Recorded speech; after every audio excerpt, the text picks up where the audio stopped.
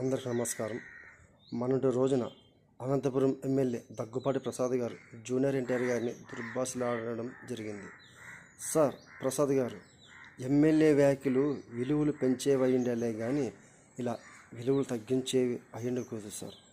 ఆయన international star, world wide hero. అయిన మీరు అనంతపురంకి మాత్రమే ఎమ్మెల్యే సార్. మీరు పక్క నియోజకవర్గం వెళితే మీరు ఎవరో కూడా తెలీదు. అలాంటి ఎన్టీఆర్ గారిని అలా దుర్భాషలాడడం చాలా కరెక్ట్గా సార్.